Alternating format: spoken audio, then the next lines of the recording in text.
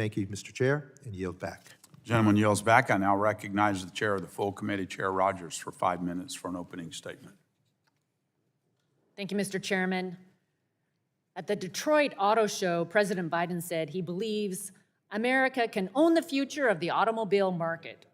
Unfortunately, by using the EPA to institute government mandates and restrictions, he is handing the keys of America's auto future to China.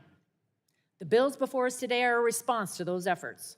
We're offering a different approach, one that builds on a century of success rather than ignoring it. We want to secure America's future, the American way, through enterprise, free enterprise, and innovation. We want Americans to continue to have the ability to choose the best transportation options for their lives. EPA wants to eliminate that choice by mandating nearly 70% of new vehicles be 100% battery electric by 2032. That's not how we win the future. We win the future by innovating, building in America, letting people choose the cars they want to drive, whether they are the most energy efficient internal combustion engine vehicles, hybrid plug-in, hybrid hydrogen, electric vehicles, or maybe something yet to be created. That's the American way. And that's how we ensure that we will continue to lead. America, not China, should be leading in auto manufacturing. Now, in 2007, China made a decision to electrify its economy and its transportation sector because it benefited them economically and geopolitically. We know that China's not focused on reducing carbon emissions, so don't be fooled. And since 2007, their emissions have increased by 60%. Today, China's building on average 2 coal-fired plants every week to meet their goal, their goal of electrification. China dominates access to critical minerals. It controls 76% of global battery cell production capacity for these electric vehicles, around 75% of all lithium-ion batteries, and the majority of processing and refining capacity for over half of the world's lithium, cobalt, and graphite. Last quarter, China became the largest exporter of new motor vehicles, EVs, in the world, surpassing Japan. Forcing Americans to switch to EVs plays right into China's hands. For example, China's now building EV manufacturing plants, car manufacturing plants in Mexico. Chinese EV companies are expanding their foothold in Europe. We've seen the real dangers of ceding our energy leadership to China and being overly reliant on our adversaries. Why would we want our dependency for cars on China also? So now later this month, John Kerry is going to be traveling to China to resume the administration's climate talks.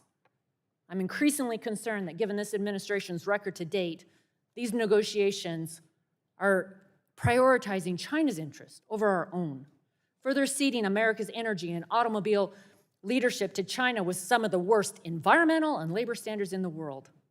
Instead of building on America's century of automobile leadership, the Biden administration is implementing top-down government mandates that are going to drive up costs, stifle innovation, limit people's choice, and benefit China directly.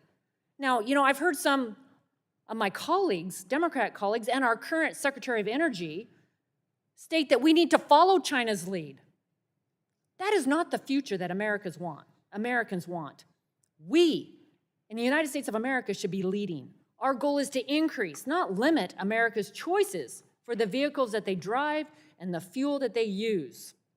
Electric vehicles account for 4% of the cars on the road in California, and their grid can't handle the increase in electricity usage.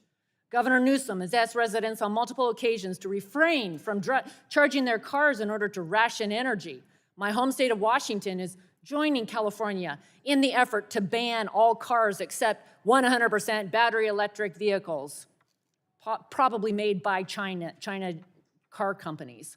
And now we have the highest gas prices in the nation. Clearly, it's not sustainable. Yet President Biden and the EPA want to force the entire country to follow California's suit.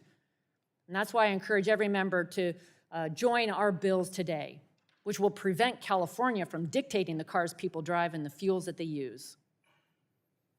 Our legislative solutions are about making life more affordable and not ceding American auto leadership to China, ensuring that our constituents have access to affordable, reliable, functional means of transportation. That should be a bipartisan goal.